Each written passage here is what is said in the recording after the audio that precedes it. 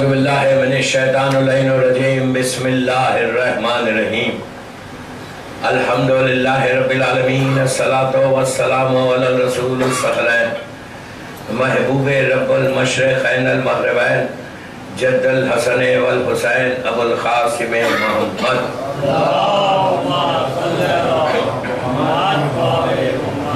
وعلی اہل بیتہ طیبین الطاہرین المعصومین المظلومین بسم اللہ الرحمن الرحیم انا اعطیناک الکوثر سبق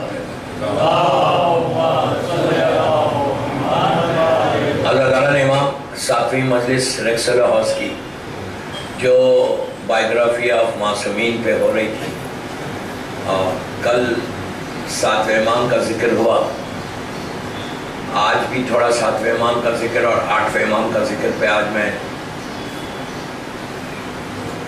کمپلیٹ کر دوں گا۔ پورے آٹھویں امام کے حالات یا ساتویں امام کے پورے حالات نہیں آئے بالکل جیسا میں چاہتا تھا، ویسے کچھ نہیں ہوا اس لیے کہ وقت کی کمی ہے، اور کل اور پرسوں صرف 2 تقریریں اور ہیں جس میں 3 امام کا ذکر ہونا ہے، 9ویں 10ویں اور 11ویں امام کا۔ تو آج 8ویں امام پہ میں ختم کر دوں گا، 7ویں امام سے سٹارٹ کر کے پھر کل پرسوں 2 دن میں 3 اماموں کو کے حالات کو بیان کرنا ہے، 9, 10 اور 11۔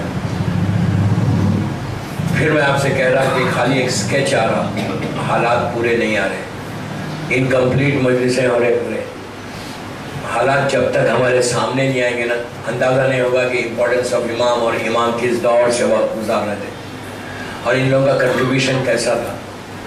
اس لیے کہ وہ اس دور کے جو حالات تھے، جو حکومتیں تھیں اور جو حکومت ٹرائی کر رہی تھی اور وہ لوگ اپنے مقصد میں آہستہ آہستہ کامیاب ہو رہے تھے، لیکن اس مقصد کو معصومین نے اپنے کردار سے، اپنے علم سے، اپنے تقوی سے اس مقصد کو، حکومت کے مقصد کو ختم کیا اور شیعت کو لا کے ایک جگہ کھڑا کیا۔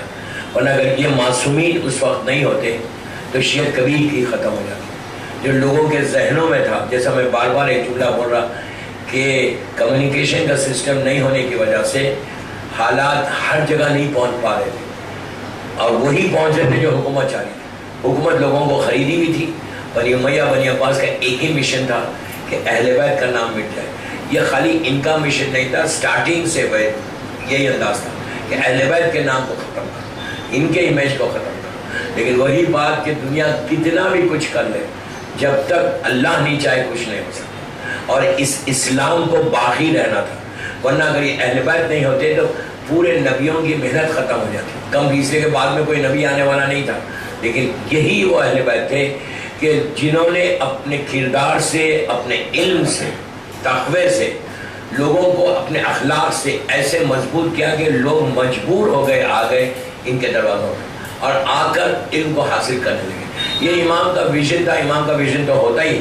تو ساتویں امام کا زمانے کے جو حالات کل آپ نے سنے، کل میں نے ایک چیز بتائی تھی خالی کہ کیسا کردار، کیسا اپنے شیعوں کا خیال رکھنا، وہ بڑی بات ہے۔ دیکھیے علی ابن یقین کا واقعہ ہزاروں مرتبہ آپ نے سنا، لیکن کل جو میسیجز تھے اس میں، اس پہ ہم اپنے آپ کو امپلیمنٹ کرنا کہ امام آپ نے بچپنے سے سنا، یہ واقعہ مشہور ترین واقعہ، لیکن جس انداز سے کل پیش کیا گیا اس میں جو پیغامات تھے کہ کس طرح سے مولا کے پاس جانا، اور کس طرح آج کے دور میں، آج ہمارے پاس ٹائم نہیں ہے زمانے کے امام کے پاس یا کسی امام کے پاس جانے کے لیے۔ وہ اتنے بڑے پوزیشن کے بعد بھی ایک لمحہ اس کو فکر کیا تھی۔ آج اگر اتنی ہمارے پاس فکر آ جائے نا، سب کو بول رہا، عورت مرد لڑکی لڑکا سب کو، کیا فکر کہ امام راضی ہے یا نہیں۔ ہم کبھی سوچتے یہ بات، ہم نے گرانٹیڈ لیا ہے۔ یہ سب سے بڑی میسیج تھا اس کا۔ اگر آپ سمجھ رہے تھے تو میسیج سب کے لیے تھا کہ یہ فکر، یہ سوچ آج کتنے شیعوں کے پاس ہے دنیا میں۔ ہم اپنے آپ کو دیکھ، دوسروں کو ہم دیکھیں ہی نہیں۔ میں اپنے آپ کو چیک کروں کہ کیا میں کبھی یہ سوچتا کہ ارے میرا مولا مجھ سے راضی ہے، کبھی نہیں سوچتا، یہ فکر ہی نہیں آتی۔ واقعات تو ہزار، پورے واقعات ایک ہی ہے، جتنے واقعات ہیں سب پڑھے ہوئے، سب سنے ہوئے، لیکن پیغام کیا لے رہے؟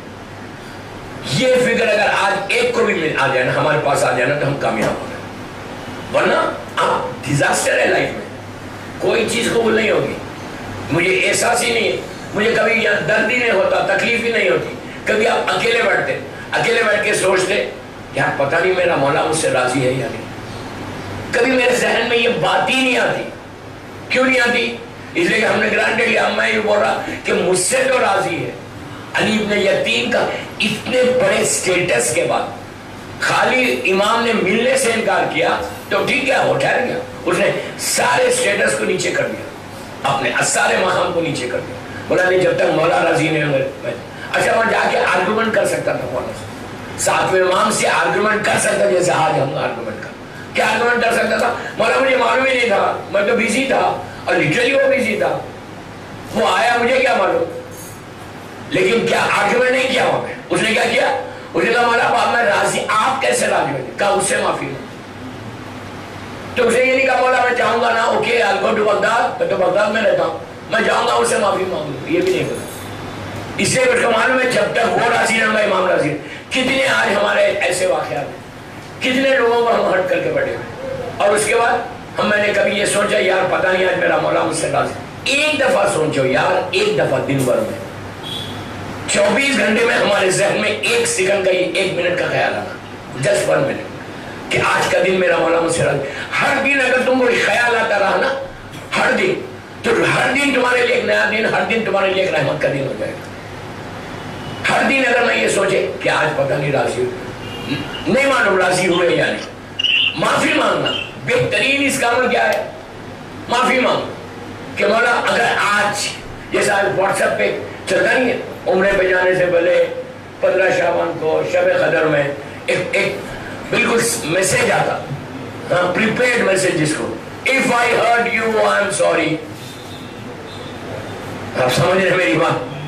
یہ واٹس ایپ کے میسج سے سوری نہیں ہوتی. میں لیٹ می کلیئر, اگر میں حج پہ جا رہا, 15 شعبان آ رہی, بگ نائٹ ہے, ایک بڑا سلیکٹڈ میسج ہے کہ if I hurt you I am sorry. What do you mean I am sorry? Sorry اس کو تھوڑی بولتے کہ ایک میسج, جنرل میسج تم ریلیز کر دو کہ پورا معاشرہ پورا بامبے سن لے کہ بھائی پھر آپ کے دل کو ایک سیٹسفیکشن. یہ شیطانیت ہے. ایک سیٹسفیکشن ہو گیا کہ میں نے تو آج کی رات معافی مانگی, میرے تو گناہ معاف ہو. کہاں سے معاف ہوں گے؟ معافی اس کو تھوڑی بولتے کہ آپ جنرل میسج بھیج دو. آپ کو پرسنلی کال کرو بھائی, کال کر کے اس کو بولو کہ بھائی آئی ایم سوری. اس لیے کہ میں کال کیوں نہیں کر رہا, اسی لیے کال نہیں کر رہا کہ میری عزت جائے گی. کیا بول رہے ہیں؟ میں کال کیوں کروں گا؟ میں بڑا آدمی ہوں بامبے کا, میں بامبے بڑا, ڈونٹ مس انڈرسٹینڈ. آپ کو پتا ہے اتنے دن سے سن رہے آپ مجھے کہ میں بولتا ہوں جس شہر میں پڑھتا ہوں, تو اگر میں کال کروں گا بامبے میں کسی کو تو میری تو عزت جائے گی. میں کیسے کال کروں گا؟ جنرل میسج چھوڑ دو. علی ابن یتیم سے بڑی عزت کسی کی تھی, اس سے بڑا اسٹیٹس آج کسی کا ہے. اس نے کیسے کیا؟ یہ چیز سیکھو. ساتویں امام کی بائیوگرافی سے یہ سب ایک چیز اگر آج میری مجلس میں کامیاب ہو گیا میں, تو میں کامیاب ہوں. یہ چیز ہمارے پاس ہے. جنرل میسج سے نہیں ہوتا. کوئی بھی بقرعید میں اور عرفے میں یا شب قدر میں یا رمضان میں یا حج پہ جاتے ہوئے, عمرے پہ جاتے ہوئے, زیارت پہ جاتے ہوئے ایک سے پورا جنرل میسج ہے پورے 500 آدمی کو جا رہا کہ بھائی اس نے تو معافی مانگی. ہاں شیطان بھی تمہارے دل میں یہ ڈال دیتا تو نے تو معافی مانگی, آج کی رات معافی مانگنے کے لیے امام بولے اور ہم نے معافی مانگی. یہ امام بولے نا ہم کو یہ کرنا ہے. اس طرح عبادت نہیں ہوتی, اس طرح معافی نہیں ہوتی. امام کی زندگیوں کے حالات کو دیکھو کہ مولا کتنا ٹیک کیئر کر رہے اپنے غریب شیعہ. اس واقعے سے یہی پتا چلا کہ ایک کو ہرٹ کرے تو امام کبھی راضی نہیں ہوتا. 100 آدمی کو ہم ہرٹ کرے ہوئے, ساتھ امام ہم سے آج کے زمانے کا ہم سے راضی ہوگا. ہم یہ چیزوں کو سیکھنا ہے. سلوات پڑھے محمد والے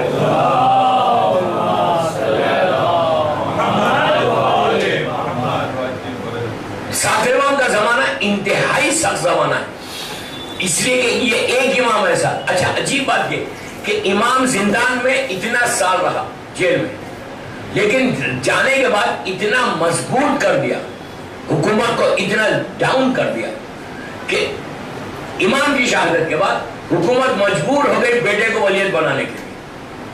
کانفرنس بنایا مولا کو, مجبور ہو گئی. تو آپ سوچیں اتنا قید میں رہے, جیل میں رہے, اس کے بعد حکومت کو ایسا جھکنا پڑا. یہ امام کا کردار ہے, مصعب بن جعفر کا کردار ہے. ان کے زمانے میں نے ایک بات بولی تھی شاید کل کی مجلس میں کہ میوزک کو سب سے زیادہ پروموٹ کرنے والا ہارون رشید تھا. اسلام آنے کے بعد کی بات سب سے زیادہ پروموٹ کیا، لیگل کر دیا تھا، لیگل کر دیا تھا، ہر طرف میوزک ہوتی تھی، ہر طرف. تو یہ بھی ہم کو دیکھنا ہے کہ میوزک کو ہم کتنا پسند کرتے ہیں اور موسیٰ جعفر نے کتنا اس کو کنڈیم کیا. دوستو آج ہماری پارٹیز یا ہماری شادیوں میں بیک گراؤنڈ میوزک نہیں چلتی، نہیں چلتی ہوگی، یہاں پہ نہیں چلتی، میں بات بول رہا ہوں، چلتی ہے. یا گھر میں کبھی کوئی پارٹی ہوئی تو ہم نہیں چلاتے، یا کوئی شادی ہو رہی، چلو فیملی ممبرس ہے ڈانس کریں گے. فیملی ممبرس کیسے ڈانس کر سکتے ہیں یار؟ میں کیا بول رہا آپ سے؟ نامحرم نہیں ہے کوئی، قسم سے نامحرم نہیں ہے، اور ہم بڑے آرام کے ساتھ ہم ڈانس کرتے ہیں، بولتے کہ نہیں یار چلتا ہے، اتنا تو چلتا ہے. پھر ہم مومن امام موسیٰ کاظم علیہ السلام یہی بتا رہے کہ تم کتنے بھی زمانہ کتنا بھی گندا ہو جائے، شیعہ ہمیشہ ابھر کے آنا شیعہ. تم کو دیکھ کے بولنا شیعہ ایسی ہے. امام نے، میں بڑی ذمہ داری سے بول رہا، امام نے ایک لمحے کے لیے بھی کبھی بھی کوئی اجازت نہیں دی تم یہ کر سکتے، اس لیے کہ زمانہ خراب ہے. مجھے بتاؤ، ایک سیکنڈ کے لیے بھی مولا نے اجازت نہیں دی. اوکے زمانہ بہت خراب ہے، تمہاری جان چل، کہاں مذہب کو چھپا لو، تقیے میں چلے. یہ نہیں بولا کہ یہ کام کرو. یہ مدرسے میں کوئی سٹوریز نہیں سنا رہا، یہ مدرسے میں مجھے ایک انقلاب چاہیے، ایک فکر چاہیے کہ امام کی زندگی دیکھو، ہماری زندگی دیکھو، معصومین کی زندگی کا ہم دیکھ رہے. آپ دیکھو اتنی میوزک کا اس نے پروموٹ ظالم نے کیا تھا، اتنا ظلم ہو رہا تھا کہ لیلا اور مجنون کی وہ بتاتے ہیں کہ وہ زمانے کا حالات تھے، ہر طرف یہی چل رہا. اس کے بعد امام کو تاریخ کا مشہور واقعہ، امام کو جس پریزن میں، جس جیل میں رکھا تھا اس ظالم نے، ایک سلوات پڑھیں پلیز، آگے آگے پلیز،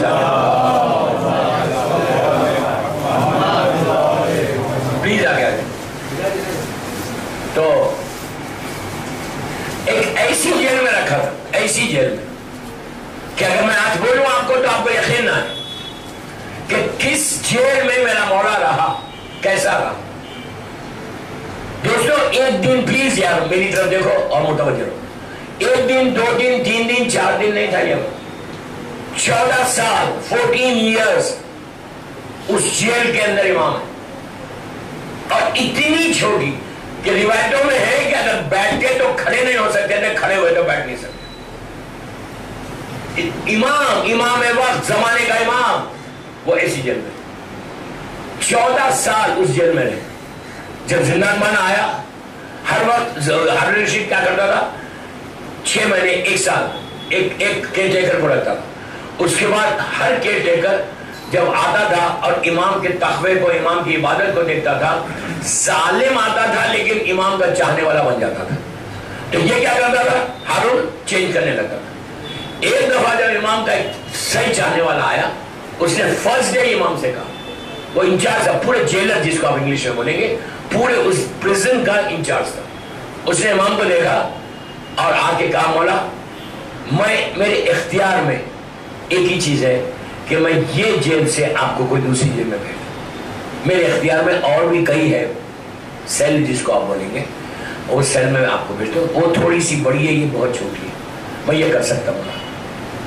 اچھا ایک اور بات، اس نے کہا یہ میرے اختیار میں ہے تو امام گیا. ارے سن رہے آپ کیا بول رہا یار، یہ نہیں کہ یار پلیز مجھے بھیج دے، نو.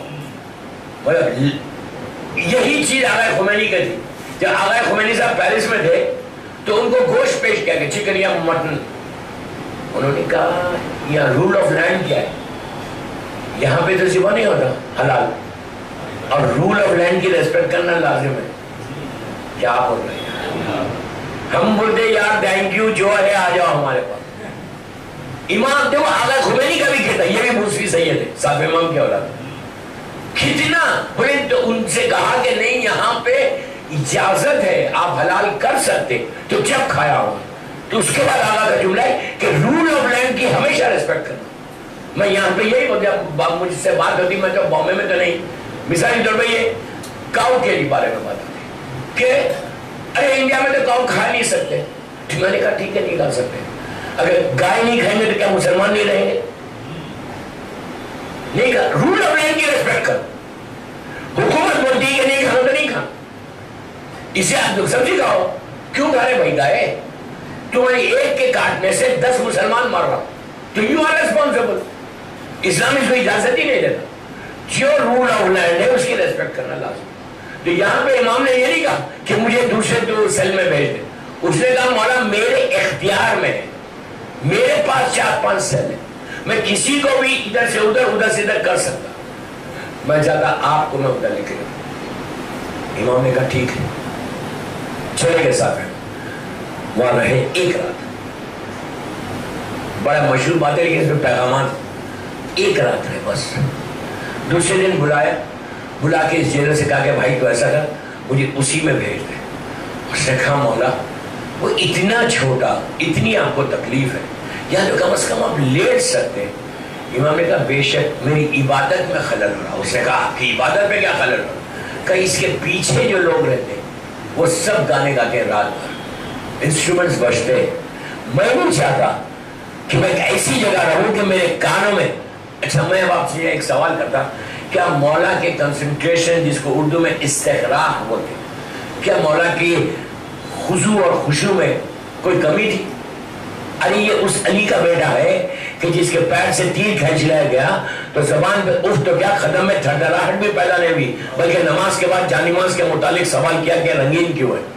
یہ اس علی کا بیٹا کہ سادے وقت میں نکال ہی نہیں سک رہے تھے مولا کے پیر سے تیر. اللہ کے رسول نے کہا تھا کہ جب علی سجدے میں جائے اس وقت نکالنا, اس لیے جب سجدے میں جاتے تھے تو صرف اللہ ہی ہوتا, کوئی فکر کوئی ذہن میں نہیں ہوتا. یہی چیز چوتھے امام کے لیے ایک روایت ہے. چوتھے امام کی, چوتھے امام کے بارے میں ایک روایت ہے کہ چوتھے امام جو ہے سجدے میں تھے اور شیطان اژدہے کی شکل میں, روایت ہے, میں روایت پڑھ رہا جنرل روایت, اژدہے کی شکل میں آ کے مولا کا جو انگوٹا تھم جس کو بولیں گے اس کو اس نے چبانا شروع کیا, کاٹنا شروع کیا, اور مولا سجدے میں تھا. اتنا کاٹا کہ خون نکل گیا. پھر اس نے پکارا کہ حاضر زین العابدین. ایک روایت یہ ہے, لیکن ایک روایت ہماری یہ ہے کہ اللہ بولے گا امام کو زین العابدین. میں شیطان کی روایت نہیں مانگ رہا, لیکن میں بتا رہا آپ کو ہر وجہ سے ٹرائی کیا گیا مولا کے خضوع کو ختم کرنے کے لیے, مولا کا وہ خلوص ختم کرنے. کیا ساتویں امام کا وہ خضوع ختم ہو گیا تھا؟ کیا ان کے کانوں میں آواز آ رہی تھی؟ نہیں. امام نے بتایا کہ میوزک ہمارے لیے کتنی بدترین چیز ہے, اور آج ہماری روح کی غذا میوزک ہے. آپ اس کو ایکسپٹ کرو, اس کو ایکسپٹ نہیں کرو. تو امام نے کہا مجھے اسی جیل میں بھیج دے, اسی سیل میں بھیج دے, اسی پریزن میں بھیج, میں نہیں رہنا چاہتا. تو امام نے ایک میسج دوسرا میسج یہ دیا. اگر ہم نے ساتویں امام کی مجلسیں ان کا پیغامات سنے تو کم از کم یہ سال محرم 1441 میں یہ ڈیسائیڈ تو کر لو, یہ ارادہ تو کر لو, یہ نیت تو کر لو کہ میں آج کے بعد میوزک نہیں سنوں گا, یا نہیں سنوں گی, یا گھر میں رکھوں گی نہیں میوزک. دیکھیے ایک بات میں اور بولتا, ہمارے ساتھ مسئلہ کیا ہے کہ آپ کو یار سال بھر تو ہم تو نہیں سنتا, کسی سے پوچھو. اب اتنی ضرورت نہیں ہے لوگوں کے گھروں میں جو ہے نا میوزک چلے, اب اتنی اویئرنیس تو آ گئی, لیکن چلتا اوکیشنلی پارٹی میں چلے. وہ چیزوں کو بھی ختم کرو, وہ چیزیں آپ کی طرف سے ختم. یہ نہیں کہ چلتا یار سال میں 1 دفعہ 2 دفعہ چلتا نہیں, پھر کوئی فائدہ نہیں ہے. مثال کے طور پر آپ حجاب کر رہے ہیں, زیارت پہ جا رہے ہیں, اب واپس آنے کے بعد میں تو جانتا ایسے لوگوں کو کہ ایئر کرافٹ سے اتر جاتا ہوتا بھائی. کیوں بولتے ٹھیک ہے یار اب تو آگے جیسا دیش ویسا بھیس. نو, اسلام جیسا دیش ویسا بھیس کی بات نہیں کر رہا. اگر جیسے تم امام کے پاس ہوتی کہ ساتویں امام نے علی ابن یقین کے واقعے میں کتنے پیغامات ہیں کہ امام کتنا مانیٹر کر رہا آپ کو, ایک غریب کو بھی کر رہا ہے, ایک امیر کو بھی کر رہا ہے. یہی چیز آج زمانے کا امام ہم کو دیکھ رہا, یہی چیز زمانے کے امام کی کہ یہ غفلت میں مت رہو کہ جو چاہے میں کر لوں گا, میں مجھے کیا ہے. نہیں, آپ کو لازم ہے, آپ کو تھوڑا سا فکر کرنا لازم ہے. اس لیے کہ تم فکر کرو گے تو یہ سب چیزیں کیا ہے, اس سے آپ کا امام سے ایک ریلیشن شپ بلڈ ہوگی. دوستو آج میں بار بار جو جملہ بولتا ہوں نا کہ آج ہم کو پتا نہیں چلتا, آج ہم ریئلائز نہیں کر رہے, اس لیے کہ میرے سامنے پڑھتے. کبھی تو مرو گے, اس وقت جا کے رونے سے بہتر یہ ہے, ریگریٹ کرنے سے بہتر یہ ہے کہ آج ہی تھوڑا تو چیک کرو ایک چیز کا جملہ ہے کہ ایک چیز اگر تم روز چھوڑو، ہفتے میں ایک دن چھوڑو، مہینے میں ایک دن چھوڑو یار، تو سال میں 12 چیزیں چھوڑ دیا آپ نے، ایک سال میں 12 چیزوں کو چھوڑا. چلو ایک دن میں نہیں چھوڑ، مہینے میں ایک دفعہ کوئی بھی چیز چھوڑ دو کہ میں آپ سے نہیں کرتا. اس کے بعد اب انسان مثال کے طور پہ جب اس کا ویٹ بڑھتا ہے وہ ساری چیزوں کو چھوڑتا، جم جانے لگتا. کیوں جاتا جم؟ اپنے آپ کو مینٹین کرنے، بولتا یار پیٹ بڑھ گیا. اور یہاں پہ تو اتنی بیماری نہیں ہے، باہر کے ملکوں میں تو ایسی بیماری ہے، ہر گھر میں ایک ویئنگ مشین رہتی ہے. کیوں؟ اس میں ریسٹ روم میں ویئنگ مشین رہتی، روز جا کے چیک کرتے کہیں بڑھا تو نہیں. امام کا جملہ ہے کہ اپنے یہ جسم کی اتنی فکر، جو عارضی جسم ہے تمہارا، اس روح کی فکر کیوں نہیں کرتے جو ہمیشہ رہنے والی ہے، اللہ سے ملنے والی ہے. آپ سوچ رہے ہیں میں فکر کس کی کر رہا؟ اپنی باڈی کی. یہ باڈی کتنے دن ہے؟ چند سال. اس کے بعد آپ کو معلوم ہے بعد میں بات نکل رہی، مرنے کے بعد 3 دن کے اندر اللہ روح کو اپنی ہماری خبر کے اندر لہر میں گریو میں بھیجتا. 3 دن کے اندر روح چلے جاتی یہاں سے، 3 دن کے اندر بھیجتا کہ جا کے just go and see your own body. اپنی آنکھوں سے روح کو بولتا جا کے اپنے جسم کو دیکھ، سڑا ہوا جسم، بال ختم ہو گئے، جس بال کو اتنا سجایا تھا. میں صرف جل کی بات کرتا، عورتوں کی بات نہیں کرتا. میں کیوں بات کروں کسی اور کی، میں اپنے آپ لوگوں کی بات کر رہا. ہم نے اس باروں کو کتنا پارٹی میں جانا ہے تو یہ کلر کا جیل لگاؤ، یہ کرو وہ کرو. حرام نہیں ہے، ضرور لگاؤ، ضرور لگاؤ، میں منع نہیں کر رہا. بٹ میں I'm telling you کہ 3 دن کے اندر جب آ کے دیکھتی نہ روح اپنے جسم کو، اپنی باڈی کو، چیخیں مار کے روتی، چیخیں مار کے روتی. یہی باڈی ساتھ میں بولتے ہیں کہ تم ہر دن تم بدلو لو اپنے آپ کو، ہفتے میں ایک مہینے میں چینج کرو. لیکن ہم کر رہے ہیں، ہم سوچتے نہیں یہ بات کو کہ ہم کو بھی چینج کرنا ہے. مجھے افسوس اسی بات کا ہے، کسی سے میں پوری دنیا میں بولوں ایک آدمی نہیں ملا مجھے. ہوں گے، میں نہیں بولتا ایسا، I'm sorry، ہوں گے، ہزاروں ہوں گے، لیکن مجھے نہیں ملے. کیوں؟ کوئی سی نے آگے یہ نہیں کہا کہ مولانا پتہ نہیں یار کیا ہونے والا ہے میرا. یہ جملہ تو بولتے ہی نہیں، کیا ہونے والا میرا، کیا ہوگا، کیا میرا مولا مجھ سے راضی. یہ فکر اگر آج آ جائے نا، آج یہ سیکھ لو بس کہ یہ چیک کرتے رہو 24 گھنٹے. جیسا آپ کی باڈی کا ٹیمپریچر چیک کرتے نا، ویسے یہ چیک کرو، یہ چیک کرو کہ کیا ہمارا مولا مجھ سے راضی ہے، کیا مولا مجھ سے راضی ہے. یہ فکر آ جائے گی نا تو تمہاری یہ فکر کو دیکھ کے امام تم سے راضی ہو جائے گا. جب انسان ڈرتا ہے نا، اب ایک بات پہ بات نکل رہی. ایک شخص تھا کفن چور، یہی ساتھ امام کے زمانے کا. اس زمانے میں جو لوگ کفن چراتے تھے، آج تو کوئی نہیں چراتا، بات چراتا ہے کوئی. اس زمانے میں مولا کے زمانے میں ایک شخص تھا، مشہور ہو گیا تھا محلے میں. پورے حدیث میں ساتھ امام کے بتا کہ کفن چور تھا. جب کسی کو دفن کرتے رات میں آتا کفن اس کے باڈی سے اور سے چوری کر لیتا، مارکیٹ میں مشہور ہو گیا بھائی. اس کا جو پڑوسی تھا اس کا آخری وقت تھا. اس نے کیا کیا، اس کفن چور کو بولا، اور سے بلا کے 2 قیمتی کفن رکھے سب، دیکھے بھائی جو لینا ابھی لے لے، جو لینا ہے تو ابھی لے لے، لیکن میری ہنس رہے، لیکن میری باڈی کو نیکڈ مت کر، برہنہ مت کر، مجھے ذلیل مت کر. میں نے تیرے سامنے دونوں کفن رکھ دیے، تو کوئی ایک لے لے، لیکن میرا بالکل ایسا لگ رہا میرا آخری وقت، مہینہ 2 مہینے پتہ نہیں کیا ختم ہو جاؤں. ایسے کہا نہیں، آپ کو تو معلوم ہے کوئی بھی آپ چیز کو آفر کرو پہلے تو نہیں بولیں گے، لیکن لیں گے ضرور وہی. تو اس نے کیا کیا، نہیں بہرحال اس نے کہا نہیں مجھے معلوم ہے، آپ شرمندہ مت ہوئیے، آپ لے لیجیے.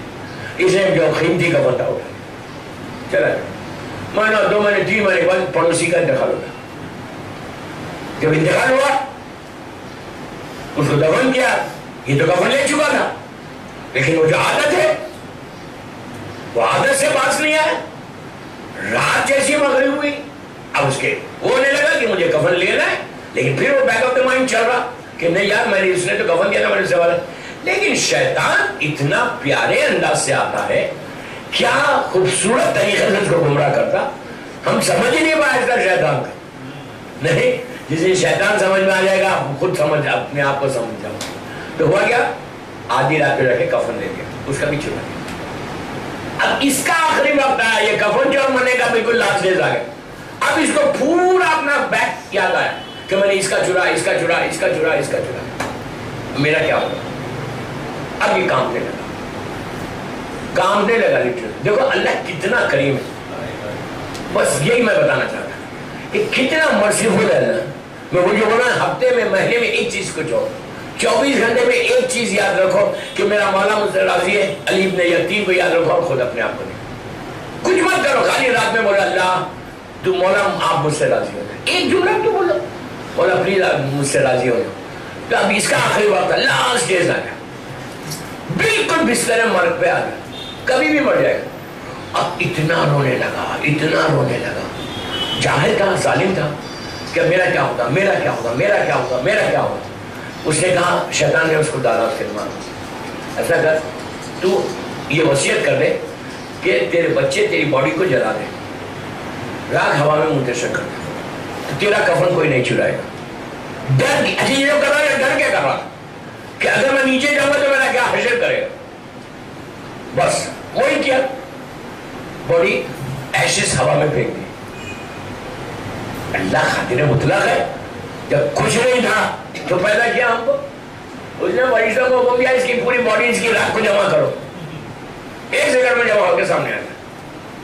فرشتوں نے کہا پروردگار حکم کر, اب اس کے ساتھ کیا سزا کرنا چاہیے, اس نے اتنے جمع کیا.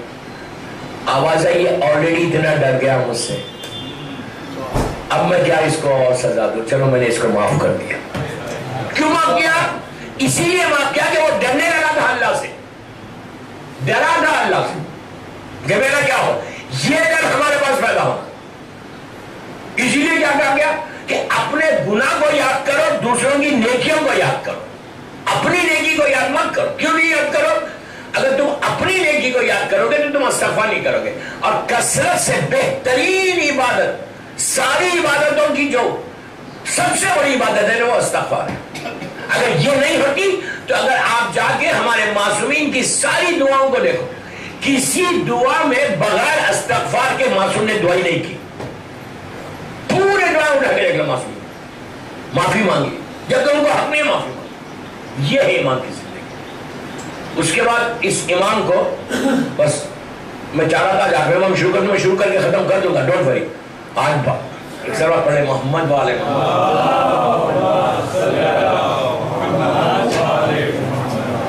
آپ میری طرف متوجہ ہیں.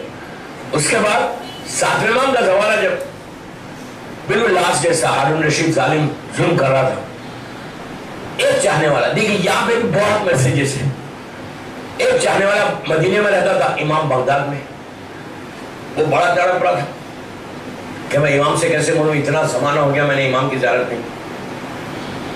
وہ تڑپ میں وہ آیا بغداد, آ کر اس نے ہر طرف معلوم کیا. پھر اس کا دوست ملا, اسے کہا فلاں آدمی سے میری دوستی ہے جو کیئر ٹیکر ہے اس زندان کا, اور میں تم کو زیارت کراتا ہوں. 14 سال ہو گئے اس کی امام سے ملاقات کی. وہ فکر, وہ شوق ہے زیارت امام میں, یہ آل دا وے ٹریول کر کے آ. آپ یہ بولے آج ہم کو کوئی فکر ہے کہ میں امام سے ملوں. کبھی میں دعا کرتا, آپ انصاف سے بولتا, میری 1000 دعائیں, ان دعاؤں میں کیا میری یہ دعا ہے کہ مولا پلیز مولا I want to see you. شیعہ بولتا کہ زمانے کے امام کو بولتا ہے کہ مولا میں آپ سے ملنا چاہتا ہوں. یہ دعا ہی نہیں کرتے ہم. اس زمانے کے شیعوں کا کیا تھا اور آج کے شیعہ کی شیعت دیکھو. آج ہم کبھی یہ بولے, کوئی غیر ہوگا, لوگ بولنے والے ہوں گے, لیکن جنت بات کر رہا. عریضہ لکھتے ہیں امام کو, عریضے میں اپنی حالات لکھتے, لیکن مجھے آج تک عریضے میں کوئی ایسا بھی نہیں ملا. 14 شعبان جب بھی میں جہاں بھی کرتا ہوں میں تو بولتا ہوں کہ بابا یہ لکھو, یہ لائن لکھو کہ مولا مولا مولا مولا پلیز ایک دفعہ اپنی زیارت کرو, میں آپ سے ملنا چاہتا ہوں. ہم کبھی نہیں بولتے یہ بات. عمر زمانے کے شیخ کو دیکھو, 7ویں امام کے زمانے میں تڑپ گیا کہ اتنا عرصہ ہو گیا میں میرے مولا سے میری ملاقات نہیں. پھر बुला रहे, इमाम के लिए भी कर रहे, और मैं ये समझ रहा कि मैं सबसे बड़ा इमाम का फॉलोअर हूं। कहां के फॉलोअर है भाई? एक दफा तो इमाम से मिलने की दुआ नहीं करते, फिर मैं फॉलोअर ऑफ इमाम। इमाम यही बोल के तड़पता कि काश काश काश काश मेरे शिया वैसे हो जाए जैसा हम चाहते हैं हमारे लिए। इमाम बोल रहा, मैं नहीं बोल रहा। हुआ क्या उसके बाद? वो आया, जो इमाम की हालत में था। वो आया, कहाँ आया? बगदाद आया। जो फ्रेंड सर्कल था उससे मुलाकात कर करके वो वास्ता निकाल के उस जिंदान मान के उसने कहा ठीक है, कल रात में आना, मिडनाइट के वक्त आना, मैं दरवाजा ऊपर से खोलूंगा, इमाम जेल के अंदर है, तुम आना, मैं तुमको इमाम की ज़ियारत करा दूंगा। ये पूरी तकलीफों को बर्दाश्त करके पहुंच गया। पहुंचा वहां पे, दोस्तों किस हालत में इमाम था ये देखो। उसने जिंदान खोला, अंडरग्राउंड थे मौला, ऊपर एक वेंटिलेटर था, उसने वेंटिलेटर को खोला, खोल के कहा ऊपर से नीचे देख ले, तेरा इमाम नीचे। ये ऊपर से ऐसा देखता है, पलट के कहता है मेरा इमाम कहाँ? वहां तो कपड़ा पड़ा हुआ, इमाम कहाँ है? कहा वही तेरा इमाम। ये हालत हो गई इमाम। इस तरह से इमाम ने जिंदगी गुजारी, इतने कमजोर हो गए थे। आपको मालूम है उस जेल के अंदर मौला को जंजीरों में, हथकड़ियों में रखा था हारून ने। हारून रोज इमाम के इस खातिल पे लानत पढ़ो नमाज के बाद। हारून रशीद वो जालिम तरीन, अल्लाह उस पर अज़ाब नाज़िल करे कि जिसने साहब इमाम को शहीद किया। ये एक इमाम ऐसा है कि शहादत के बाद 3 दिन तक आपका ताबूत बगदाद के पुल पे रखा हुआ था। आज भी काज़मैन का सबसे बड़ा जो जुलूस होता वो 25 रजब का। मैं अभी रजब में वही था, जब 13 रजब की ज़ियारत को हम लोग गए थे, वहां से जब मैं काज़मैन की ज़ियारत को गया तो वो तैयारी हो रही थी। 25 रजब को ऑलमोस्ट 3 मिलियन लोग रहते हैं, काज़मैन आते हैं और मौला का ताबूत लेके बगदाद के पुल। और ये ऐसी दुआओं की कबूलियत, कमर के दर्द के लिए, अगर किसी को बैक पेन, स्पाइन की तकलीफ है या आंख की तकलीफ है, मुझसे अपने जाफर का वास्ता देकर दुआ करो, देखो तुम्हारी दुआ कैसे कबूल होती है। ये बाबुल हवाई अजीब। बस इमाम की शहादत 25 रजब को होती है। इमाम के बाद का जो पीरियड है वो हमारे 8वें इमाम, इमाम अली रजा गरीबुल खुराबा।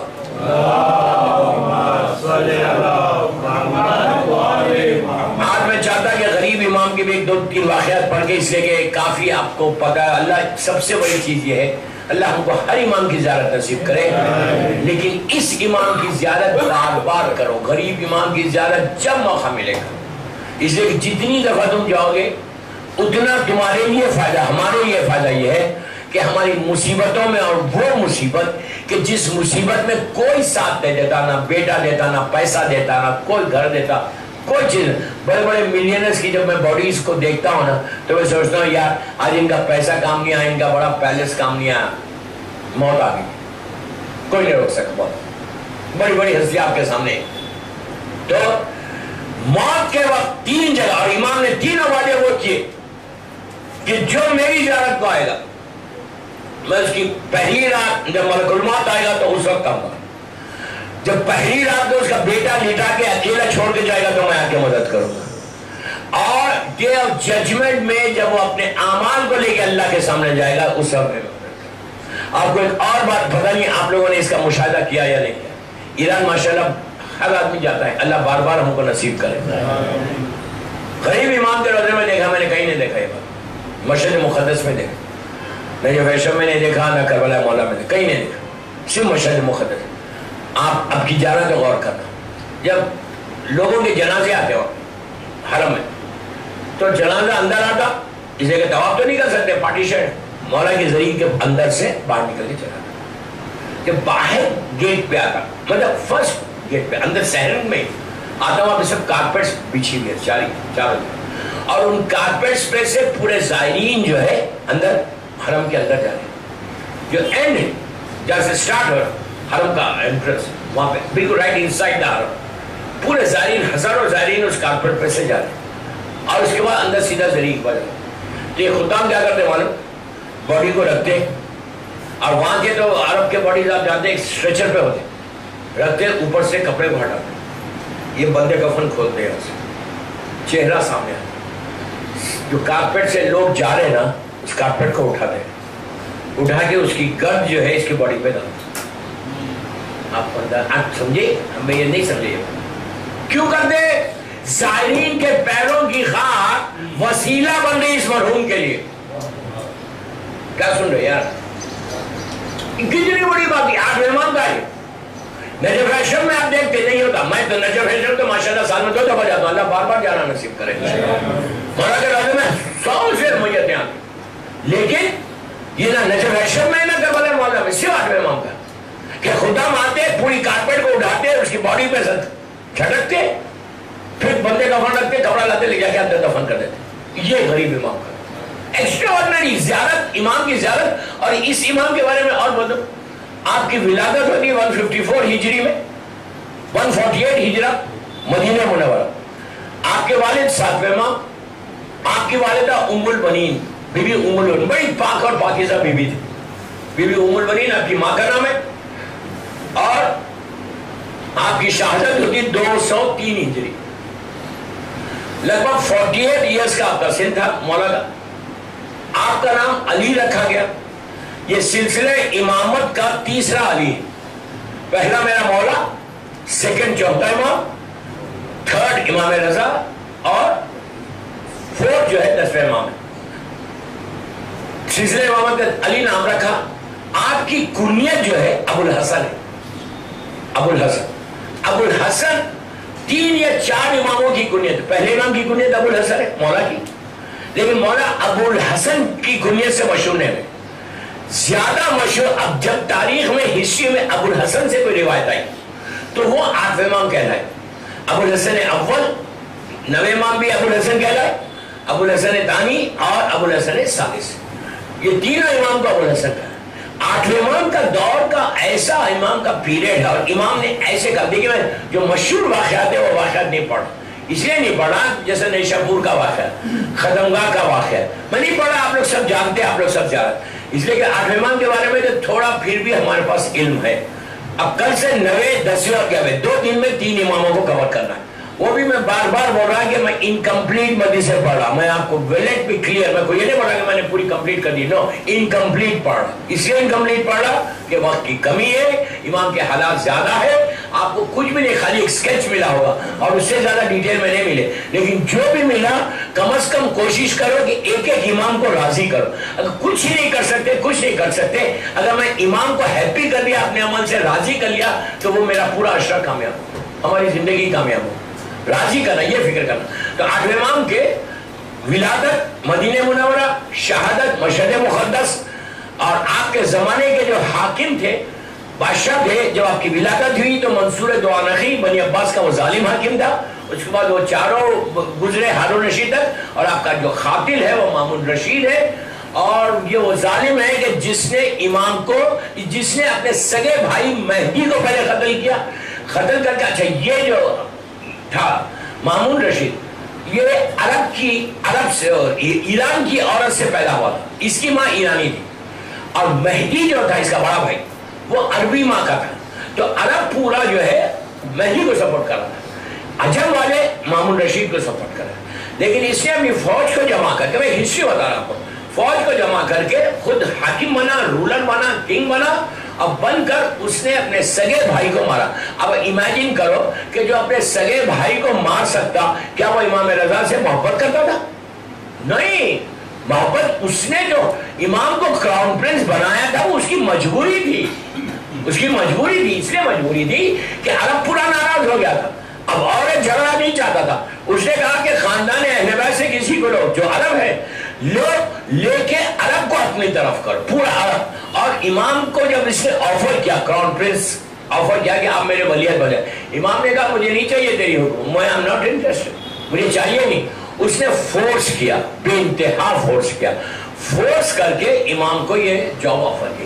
امام نے ایک کنڈیشن بھی لی تھی, یہ ولیت دی کہ حکومت کے معاملے میں کچھ نہیں بولوں گا, شریعت کے معاملے میں بولوں گا. جو امام کی میراث ہے, شریعت امام کی ہے, کسی اور کی نہیں ہے. امام پورے شریعت. اب امام آئے واپس، کیسا ہے وہ پورے واقعات آپ کے سامنے میں چھوڑ دے رہا. آج کی مجلس سے کمپلیٹ کرنا ہے، وقت پہ کمپلیٹ کر دوں گا. کل سیٹرڈے ہے، کل 9ویں امام اور 10ویں امام، اور لاسٹ ڈے جو منڈے کی تقریر ہوگی وہ ہو سکتا ہے 11ویں امام ہو جائے کمپلیٹ. اس لیے کہ 11ویں امام کے زمانے کی بہت 9ویں امام سے کل سے آپ دیکھنا 9th and 10th and 11th امام کا ایک پریپریشن ہے زمانے کے امام کے غیبت کے لیے. غیبت شروع ہونے والی ہے تو اماموں نے پریپیئر کیا شیعوں کو کہ غیبت میں یہ اوکلٹیشن میں کیسے رہنا. اس لیے کہ اگر وہاں امام پریپیئر نہیں کرتا تو غیبت میں شیعہ بکھر جاتے. جو اتنی محنت کر لے کر آئے تھے نا، اس محنت کو بچانے کے لیے 9ویں 10ویں اور 11ویں یہ زمانے کے امام کی غیبت کا پریپریشن ہے پورا. اور کل سے سننا آپ انشاءاللہ. تو جب امام آئے، مشہد مقدس آئے، توس آئے، تو اس میں مشہد مقدس ہے نا توس تھا. آنے کے بعد اب آپ جب زندگی وہاں پہ گزار رہے تھے، حکومت کے معاملے میں کبھی دخل نہیں دیتے. اچھا، اس امام کا ایک لقب ہے امام ضامن. ضامن کا مطلب کیا ہے؟ ضمانت لینے والا. اس امام کے بارے میں ضامن اس لیے اس امام کو کہتے ہیں کہ انہوں نے اس زمانے میں، ہارون کے زمانے میں بڑا مشکل تھا کربلا کی زیارت کا. تو امام کے سکوں کے جو کوائنس تھے مامون کے پاس، اس کوائنس کے اوپر ایک طرف امام کا بھی نام آتا تھا. تو اس امام نے یہ کہا کہ تم اپنے ساتھ ہمیشہ ہمارے ناموں کو لے کر چلو. ایک دفعہ مامون دربار میں بڑے غصے میں بیٹھا ہوا تھا، امام کے اوپر ناراض ہوئے کہ ہر آدمی امام کی طرف جا رہا، مجھے آگے کوئی نہیں پوچھ رہا، میں کنگ ہوں، میں رولر ہوں، وہ تو کراؤن پرنس ہے. وہ امام کا کردار تھا کہ ہر آدمی آ رہا تھا امام کے پیچھے. اس نے کہا میں آج امام کو قتل ہی کر دوں گا. دربار میں اعلان کیا. غلام سے کہا کہ جا کے علی رضا کو بلا کر لاؤ. غور سے سنو، ضامن کیوں ہوئے؟ امام علی رضا کو بلانے کے لیے وہ گئے. غلام چلا، امام گھر سے چلے. مامون کا جو دربار تھا، دربار کا جو انٹرنس تھا، مین انٹرنس، اس کے اوپر پردے کرٹنس پڑے ہوئے اور وہاں پہ غلام کھڑے رہتے. جب بھی امام آتے تو وہ کرٹن کا ساتھ ہٹاتے اور امام انٹر. تو آج اس نے حکم دیا کہ جو پردے ہٹانے والے ہیں ان کو حکم دیا کہ پردے نہیں ہٹانا. ایک معذلہ امام کے انسلٹ کرنے کے لیے کہ خود امام پردہ ہٹایا ہوا ہے اور تلوار کو نیام میں سے نکال دیا.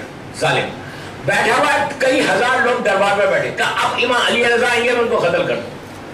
امام انٹر ہوئے، جیسی اس دروازے کے پاس پہنچے وہ اللہ کی شان، خدا کی حکومت، امام کی حکومت، تیز ہوا چلی، خدا خود پردے ہٹ گئے. امام اندر چلے گئے. اندر جانے کے بعد مامون اٹھ کے بیٹھا، کھڑا ہو گیا، لٹرلی کھڑا، بازو بٹھایا. امام بہت سافٹلی بات کرا، بہت اچھی بات کرا. بات کرنے کے بعد 50,000 دینار کیا بیگ امام کے حوالے کیا. کہا فرزند رسول یہ رکھیے، یہ تحفہ ہے میری طرف سے. امام واپس آ گئے. واپس آئے تو لوگوں نے کہا تو بڑا بتا رہا تھا کہ میں مار دوں گا، میں یہ کروں گا، میں وہ کروں گا، کیا ہوا تیرا؟ کہا مجھے پتہ ہی نہیں چلا. امام آئے، امام علی رضا آئے، میرا دماغ بالکل معروف ہو گیا، کچھ سمجھ ہی میں نہیں آیا کیا کروں میں. وہاں پہ دربار میں ایک امام کا چاہنے والا تھا، وہ آیا امام کے گھر پہ، 8ویں امام کے آگے کہنے لگا مولا کیا بات ہے. آنے سے پہلے تو اتنا غصے میں تھا اور جہاں آپ آئے تو بالکل ٹھنڈا ہو گیا. امام نے بازو سے ایک تعویذ نکالی، ایک کپڑے کا اندر ایک تعویذ تھی جو امام کے پیروں میں تھی. امام نے کہا یہ میری دادی فاطمہ کی تعویذ ہے.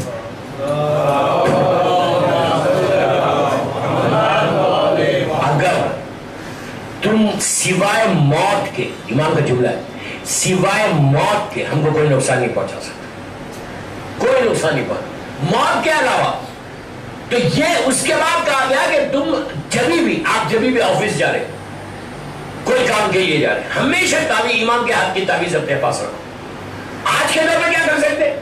نام فاطمہ، نام علی، نام حسن حسین، کوئی بھی ہر وقت تمہارے پرس میں رہے، جیب میں رہے، بازو بندہ ہوا رہا ہے امام کے نام، کوئی بھی معصوم نہیں. تو ایکسیڈنٹل موت نہیں ہوتی اور انسان کو تکلیف نہیں ہوتی. جس مقصد کے لیے جا رہا اس مقصد میں کامیاب ہوتا. مجھ سے اکثر لوگ پوچھتے آپ اتنا ٹریول کرتے فورن میں، اتنے امیگریشنز کو آپ کو سامنا کرنا پڑتا، کیا کرتے؟ میں بولتا نہیں ابھی ممبر سے تھوڑی بولوں گا کہ سب سن لیں.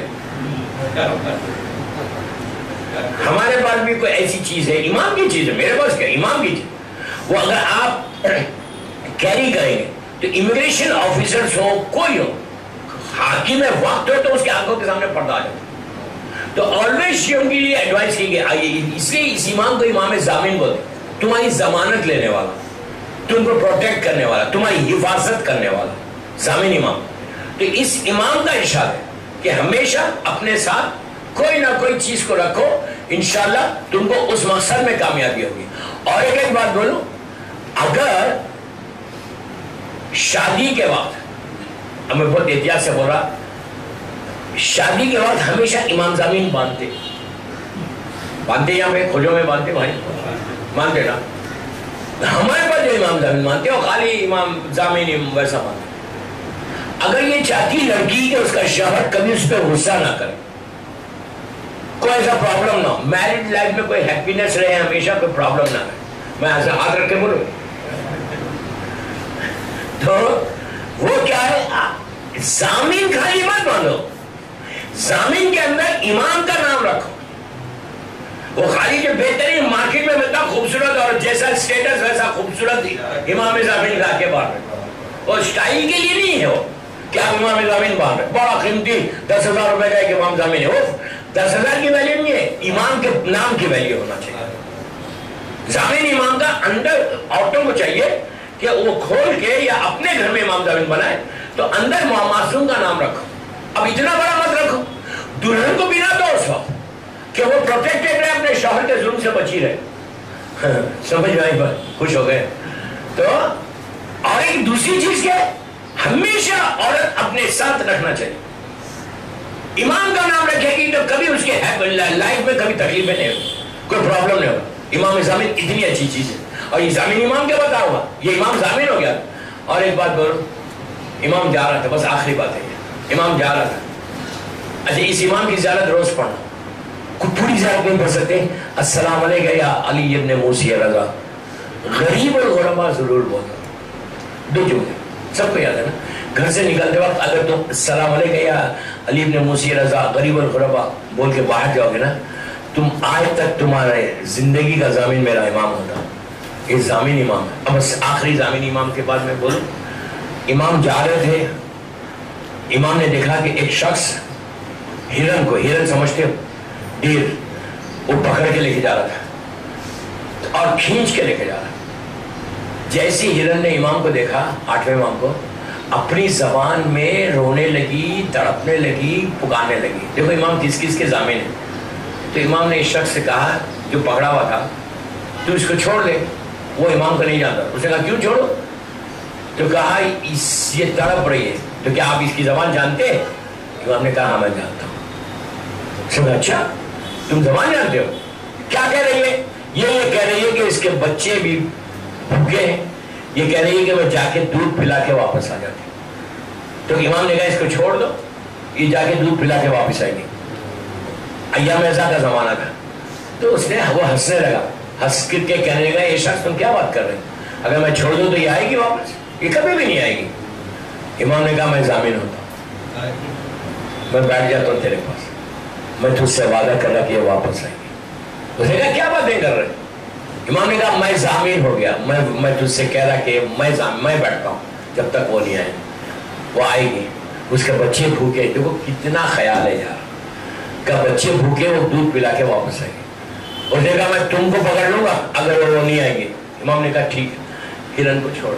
ہرن اس زمانے میں، آج کے زمانے میں بھی اتنا زبردست جانور ہے وہ، تو چلے گئے. آنے میں اس کو دے دوں، ابھی چیخنے لگا. اس نے کہا میں نے کہا تھا تم سے، یہ دور اربعین کا زمانہ تھا ایکچولی. اس نے کہا کہ میں تم سے کہہ رہا تھا کہ وہ واپس نہیں آئے گی. امام نے کہا نہیں آ جائے گی. تو کہا جو وقت بولا تھا آئی نہیں. تھوڑی دیر کے بعد دور سے بھاگتے ہوئے وہ ہرن آ گئی. امام نے اس سے پوچھا کہ تجھے دیر کیوں ہوئی؟ اس نے کہا مولا میں آ رہی تھی دودھ پلا کے، وہاں پہ ایک جگہ مجلس ہو رہی تھی حسین کے چہروں کی، ہماری برادری میں تھا، تو میں ٹھہر گئی پرسے کے لیے. امام رونے لگا. رو کے اس نے اب پوچھا کہ یہ شخص تم ہو کون؟ ہو کون؟ امام نے کہا میں امام علی رضا ہوں. کہا آپ ہیں یہ رضا؟ فوراً امام کے قدموں پہ گرا، ہرن کو بھی چھوڑ دیا. کہا اب میں اس کو ذبح نہیں کر سکتا، میں اس کا شکار نہیں کر سکتا. اور اس کو بھی چھوڑ دیا اور پھر وہ امام کا محب بھی بن گیا. تو آپ نے دیکھا کہ ہر طرف امام کا مجلسوں کے لیے امام کا بڑا خاص جملہ ہے. کثرت سے غریب امام مجلسیں کرتے تھے, کثرت سے.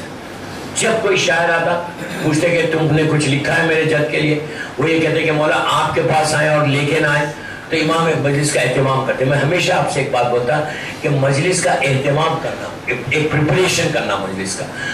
ایسا نہیں کہ اڈاپ اس پہ کر رہے, فون پہ بھی بات کر رہے, مجلس میں بیٹھے ہیں اپنے فونز کو بھی چیک کر رہے, اور عورت کھانا بھی بنا رہی اور مجلس نہا چل رہا. ویسے کبھی مجلس 5 منٹ کی مجلس کرو لیکن پراپر طریقے سے مجلس کرو. تو اس نے امام ہمیشہ اہتمام کرتے, پردہ دلواتے, اور خواتین کو سیدانیوں کو بولتے پردے کے پیچھے آؤ, مرد کے اور نیچے خود بیٹھ جاتے. انہی کا تو واقعہ ہمارا کا کہ ذاکر پہلی کرسی پہ بیٹھا تھا اسٹیپ پہ, امام نے کہا اور اوپر جاؤ, اس نے کہا مولا آپ نیچے بیٹھے ہوئے, تو کہا نہیں اور اوپر جاؤ. پلنگی پہ لے کے جا کر بٹھایا ذاکر اور خود نیچے بیٹھے. اس کے بعد امام کا جملہ کہ میرے جد کا ذکر اوپر بیٹھ کے کر. یہ سب بتایا کہ امپورٹنس آف مجلس کیا ہے. تو لوگوں نے کہا کہ مولا آپ اتنے مجلسیں کرتے ہیں, ایام ایسا بھی نہیں ہے, جب موقع ملا مجلس کرتے. تو اس پہ امام نے کہا تھا کہ تم نے غدیر کو بھلا دیا, غدیر کو بھلا دیا, ہم کربلا کو بھلانے نہیں دیں گے. یہ امام کا جملہ ہے. تو میرے دوستوں, مولا ہم سب کو سارے معصومین کی, 13 معصومین کی زیارت نصیب ہو اور معصومین ہم سے راضی ہو جائیں. بس میں نے اس امام کی شہادت کی 2-3 تاریخیں, 3 ڈیٹس ہیں. بس آخری بات یہ, امام کی ایک ڈیٹ یہ ہے جو سب کانٹیننٹ میں مانی جاتی ہے, وہ 17 سفر ہے. 17 سفر, 17 سفر 40 سے 3 دن پہلے ہمارے سب کانٹیننٹ انڈیا پاکستان میں 17 سفر مانی جاتی. اور امام رضا کے روضے میں, مشہد مقدس میں اگر آپ جائیں گے تو 29 سفر ہے وہاں پہ, 29 سفر ہے وہاں پہ. کہاں پہ؟ مشہد مقدس میں. وہاں پہ 17 سفر ڈیٹ نہیں ہے. ان کی شہادت, امام کی شہادت کے 3 تاریخ ہیں. ایک 17 سفر ہے سب کانٹیننٹ میں, 29 سفر ہے مشہد مقدس میں. اور پورا عرب 23 ذیقعدہ ماہ تک, 23 ذیقعدہ, 11th month of lunar calendar کا 23 ذیقعدہ. پورے عرب میں کتابوں میں بھی آپ کو 23 ذیقعدہ کی تاریخیں زیادہ ملیں گی. 17 سفر ہے اور 29 سفر. بہرحال تینوں تاریخوں, سفر میں تو چلو سب ہم غم میں رہتے, لیکن 23 ذیقعدہ میرے خیال سے آپ لوگوں کے خوجے بھائیوں کے کیلنڈر میں 23 ذیقعدہ نہیں ہے. چیک کر لو, اس لیے کہ آج سے 4 سال یا 5 سال پہلے تک تو نہیں تھی. اگر آپ چینج ہو گئی ہے تو ویری گڈ. تو 23 ذیقعدہ یاد رکھنا, یہ امام کی شہادت کی تاریخیں جو آپ کو ساری کتابوں میں ملیں گی. اور 17 سفر بھی کتابوں میں ہے جو ہمارے سب کانٹیننٹ میں مانی جاتی. 2 تاریخیں امام کی شہادت کی ہے, اور آپ کی شہادت 203 ہجری میں ہوئی, اور آپ کی شہادت کے وقت نوے امام کا سن 6 برس یا 7 برس کا ہے. کل انشاءاللہ 9th امام کا ذکر ہوگا اور 10th امام کا تھوڑا ہوگا. لاسٹ مجلس میں 10th امام and 11th امام کا ذکر ہوگا. تو بہرحال امام کی شہادت کی تاریخ 3 تاریخیں ہیں, اور ولادت میں کوئی اختلاف نہیں ہے, 11 ذیقعدہ کی ولادت ہے. دوستو, غریب امام نے کثرت کے ساتھ عزاداری کی, اس لیے ہر امام نے عزاداری کی, لیکن اس امام نے زیادہ عزاداری کی اور دنیا کو بتایا, چاہنے والوں کو بتایا کہ ہم عزاداری ہماری روح ہے, عزاداری ہمارا بلڈ ہے, عزاداری ہماری ہر چیز ہے. اس لیے کہ آج جو اسلام بچا ہوا ہے وہ صرف عزاداری حسین کے, اس لیے کہ حسین کا ذکر, حسین کا غم, حسین کی مصیبت, حسین کی تکلیف اتنی ہے کہ اتنے عرصے کے بعد بھی آج غم ہمارا بالکل تازہ ہے. آج ایک ایسی تاریخ میں ہم داخل ہو گئے, 7 محرم, صرف 2 دن رہ گئے بس. اس کے بعد یہ گھر میں علم, یہ آپ کا روز کا آنا, روز اس گھر میں کتنی رونق تھی کہ ایک پرٹیکولر ٹائم کے اوپر سب جمع ہو رہے تھے. ایک برکت تھی کہ حسین کا ذکر ہے, حسین کا ذکر. دوستو, 7 محرم ایک چیز سے مشہور ہے, 2 چیزوں سے. ایک حسین کی پیاس, ایک کربلا کے دولہے کا ذکر, اس قاسم کا ذکر ہوتا ہے, حسن کے یتیم کا ذکر. کل سے آپ مسلسل شہزادے کا ذکر سن رہے ہیں. اور ایک پیاس, کربلا محلہ میں, آپ غور سے سنو, تڑپ کے رہوں گے. کربلا محلہ میں ایک ذاکر تھا, سید زادہ. اس نے روز بیٹھ کے حرم میں مصائب پڑھتا تھا. ان لوگوں کو روزہ خاں بولتے ہیں کہ مصائب پڑھتے گھر معصومین کے روزے. وہ بیٹھ کے مصائب پڑھ رہا تھا. ایک دن اس نے خواب میں امام حسین کو دیکھا. کتنی بڑی بات ہے, مولا حسین سب کے خوابوں میں نہیں آتے. مولا حسین کو خواب میں دیکھا کہ مولا حسین آئے ہیں اور آ کے اس ذاکر سے کہہ رہے کہ ذاکر जो आशूरे की मेरी सबसे बड़ी मुसीबत थी ना, तो वो बयान नहीं करता। उसने कहा मौला ये बयान करता हूँ कि आपने अली अकबर के लाशे को उठाया, बयान करता आपने कासिम के पामाल लाशे को उठाया, और हर वो आपकी मुसीबत को कोशिश करता हूँ बयान करने की, लेकिन इमाम एक ही जुमला कि आशूरे में तूने सोचा है कि मेरी सबसे बड़ी मुसीबत क्या थी? इमाम कहता है कि जब मैं खैमे में दाखिल होता, छोटे छोटे बच्चे हाथ में खाली कूजा लेकर मेरे सामने आके कहते हैं कि बाबा प्यास मारे डालती है। दोस्तों, इमाम साक़िए कौसर का लाल है। इमाम तड़प जाता कि हाय मैं अपने बच्चों के लिए कुछ नहीं कर सकता। आज वही डेट, वही तारीख कि पता नहीं सुबह से आपने कितनी दफा याद किया कि आज की तारीख से मौला हुसैन के बच्चे एक खैमे से दूसरे खैमे में जा रहे थे, और आज उस शहीद का जिक्र है कि जो हसन का यतीम है।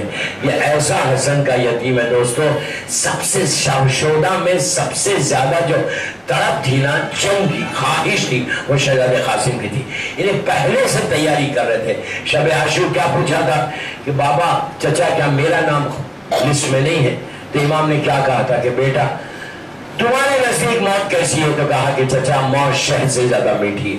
बस ये कहना था। हुसैन ने कहा कासिम तुम्हारा नाम भी है, तुम्हारे छोटे भाई अली असगर का नाम भी है। बस अली असगर का नाम सुना, हसन का लाल है, रगों में खून दौड़ने लगा। कहने लगे कि चचा क्या अशकिया खैमे तक आ जाएंगे? आप सोचो कि कितनी तड़प थी, कितना वो था कि अशकिया खैमे में नहाए। लेकिन शाम गरीबा ज़ैनब ने जरूर याद किया होगा कि बेटा तुमको ये गवारा नहीं था कि अशकिया खैमे में आए और आके देखो कि खैमे कैसे जल रहे। सुबह से शहजादा बार बार ये कोशिश कर रहा था, बार बार जाके कहता था कि चचा मुझे मरने की इजाजत दीजिए, मुझे मरने की इजाजत दीजिए।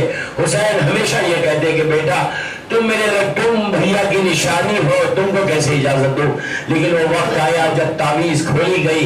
तो दोस्तों ये तावीज नहीं थी, भाई को भाई का नाम खत था। जब खत लेकर हसन ने लिखा था कि भैया हुसैन रोजे आशूर में नहीं रहूंगा, मेरी तरफ से मेरे बेटे कासिम को इजाजत देना। हुसैन ने खत पढ़ा, रोने लगे, भाई का जमाना याद आया, भाई की मोहब्बतें याद आई। उसके बाद मौला खैमे में आए और जब कासिम चल रहे थे मैदान की तरफ, तो उस वक्त बीबी उम्मे फरवा ने रोक के जुमला कहा था कि बेटा मैदान में जाना तो वापस नहीं आना, इसलिए कि रोज महशर फातिमा को सूरत बताना है। और जब मैदान में गया तो हसन का लाल ने वो जंग की दोस्तों, अरज़क और उसके 7 बेटों को वासिल जहन्नम किया। जब अरज़क लड़ने के लिए आया तो जनाब कासिम शागिर्द है मौला अब्बास के। अब्बास मैदान में निकल कर आ गए और आके कहा कि बेटा घबराओ मत, मैं हूं यहाँ पर। और चंद लम्हों में जब अरज़क को वासिल जहन्नम किया तो अब्बास दौड़ते हुए मैदान में आए और आके कासिम को सीने से लगाया और एक जुमला कहा कि बेटा खूब जंग की, बाबा की जंग याद आ गई। उसके बाद वो मंजिल आई कि कासिम घोड़े से जब जमीन पर आया, मैंने मजलिस को खत्म कर दिया दोस्तों, जब जमीन पर आया तो ये पहला शहीद है कि जिससे मदद मांगी है। हर शहीद सलाम करता था। कासिम ने कहा चचा मेरी मदद तो है ये, बस ये कहना था। हुसैन तलवार लेकर चले, बीच में फौज आ गई। करबला का दूल्हा हाथों को टेक कर जमीन पे चचा का इंतजार कर रहा था। इधर की फौज उधर होने लगी, इधर के घोड़े उधर होने लगे। कासिम पुकारने लगे कि चचा मेरी मदद को आइए। जब हुसैन पहुंचे तो कासिम के लाश के टुकड़े हो चुके थे। हुसैन ने अबा बिछाई, एक एक टुकड़े को रखा, और जब ये लेकर गठरी को लेकर खैमे में पहुंचे, दरवाजे पे ज़ैनब खड़ी हुई थी। कहा कि भैया कासिम कहाँ है? जब गठरी खोली गई, बीबियों में कोहराम मच गया। कुबरा ने सर से चादर उतारी और कहा साहब तुम भी हमारे हाल परेशान को देख लो। इलाही वसीयत